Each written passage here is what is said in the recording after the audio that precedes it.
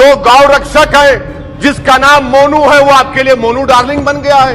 अगर इनको मालूम हो जाए कि क्विट इंडिया का नारा एक मुसलमान ने दिया था तो वो भी नहीं बोलेंगे। वो मैं ये पूछना चाहता हूं, बिल्किस बानो इस देश की बेटी है। अस्सलामु अलैकुम रहमतुल्लाह।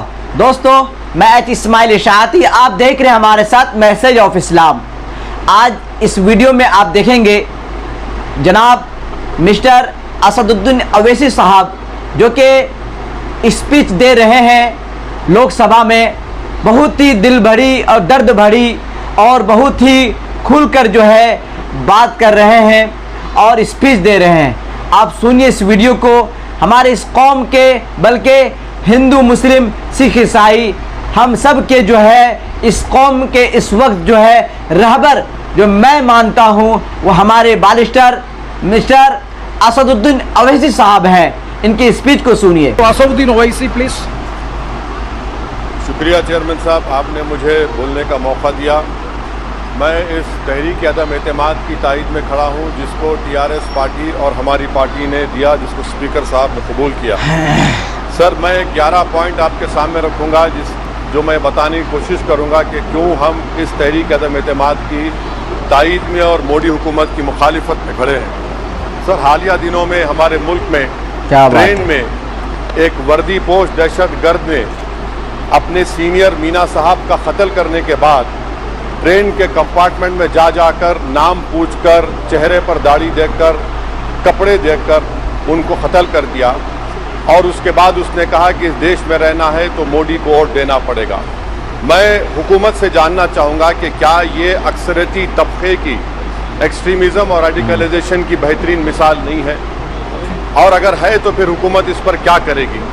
सर, हमारे आइन में, संविधान में लिबर्टी ऑफ कॉन्शियस को लिखा गया तमहीद में, यानी ज़मीर की आज़ादी का जिक्र किया गया है।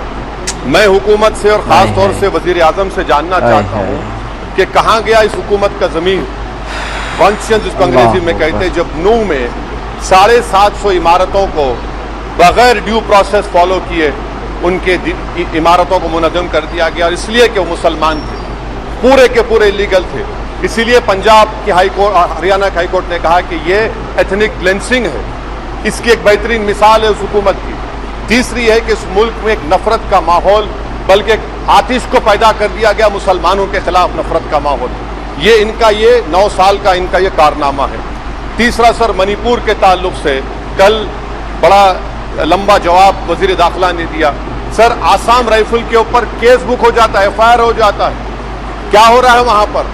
कहाँ गया आपका कॉन्शियस, कहाँ गया आपका ज़मीर जब वहाँ की महिलाओं की अस्मतरेज़ी की जा रही है?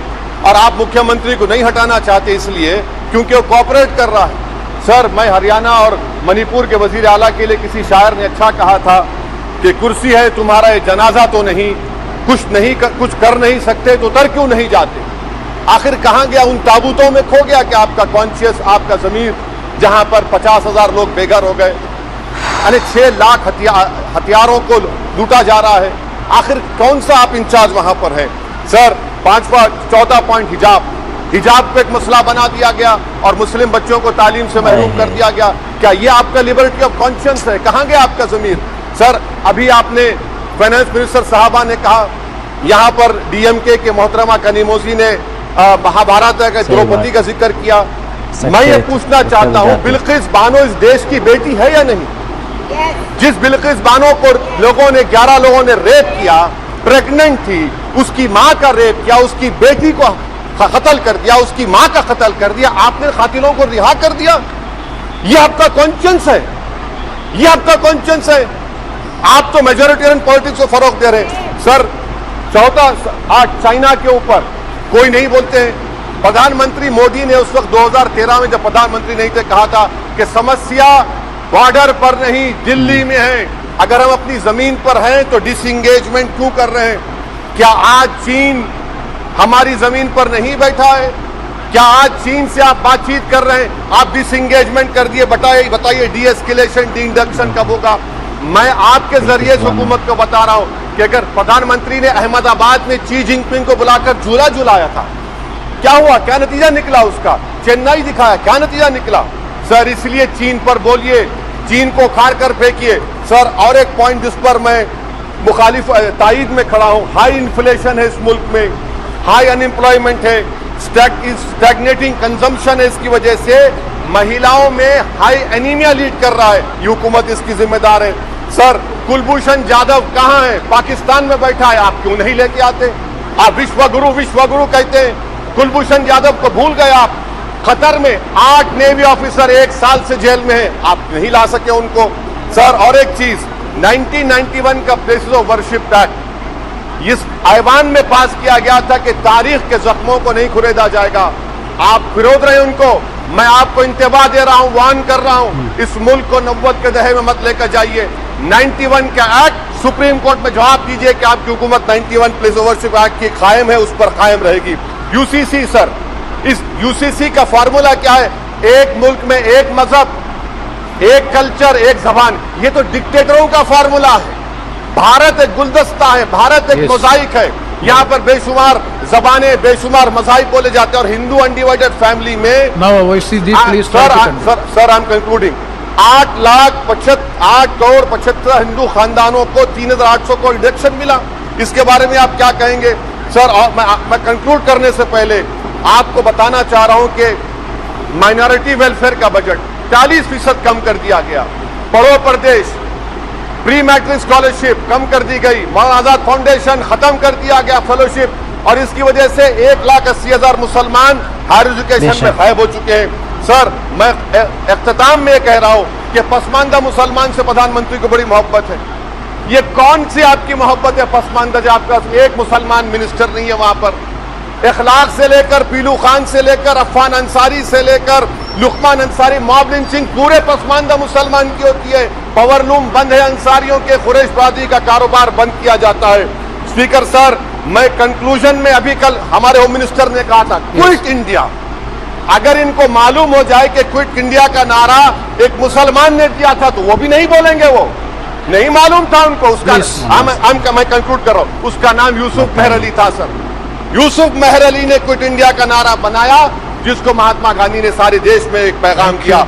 मैं कंक्लूड कर रहा हूं सर, इस देश में अगर आज क्विट इंडिया करना है तो कहना पड़ेगा चाइना क्विट इंडिया। जो गौ रक्षक है, जिसका नाम मोनू है, वो आपके लिए मोनू डार्लिंग बन गया है, उसको कहिए क्विट इंडिया। सर, जो लोग तुष्टीकरण की राजनीति आप कर रहे हैं, आप हिंदू अक्सरियती लोगों में हथियार बांट रहे हैं, ये आप देश के लिए खतरा पैदा कर रहे हैं। कंक्लूडिंग, इसीलिए हम आपसे अपील कर रहे हैं कि हुकूमत से कह रहे हैं कि आप जो सियासत कर रहे हैं इससे नुकसान देश को होगा। प्रधानमंत्री जब खड़े होकर जवाब देंगे, हम उनसे पूछना चाह रहे हैं, पॉइंटेड क्वेश्चन है, क्या देश बड़ा है या हिंदुत्व गोलवालकर की आइडियोलॉजी बड़ी है? मैं इस तहरीक अदम एतमाद की तायद में खड़ा हूं और हुकूमत की मुखालिफत में। सर, एक आधा मिनट सर, दो लोग, दो महाज है इस मुल्क में, एक चौकीदार है, एक दुकानदार है। एक चौकीदार है, एक दुकानदार है। जब जुल्म हम पे होता कोई मुंह नहीं खोलते। यूएपीए का कानून अमित शाह ने लाया, इन दुकानदारों ने तायद की। आज उस यूएपीए का कानून में 83 साल का बुढ़ा सिपर खत्म करो, सिपर नहीं होने से मर गया।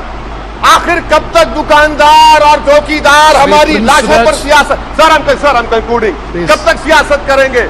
अगर आप जुल्म के खिलाफ आवाज नहीं उठाएंगे तो आपकी दुकानदारी नहीं चलेगी, चौकीदार को तीसरा महाज करेगा। शुक्रिया। दिल से सलाम है हमारे इस कौम के रहबर को, जो कि सिर्फ और सिर्फ मुसलमान के पक्ष में नहीं, सिर्फ और सिर्फ जो है मुसलमान की बात नहीं करते हैं, हर एक जात की बात करते हैं और सबको लेकर चलना चाहते हैं। सबका गम है, सबका दर्द है और सबकी बातें करते हैं वो।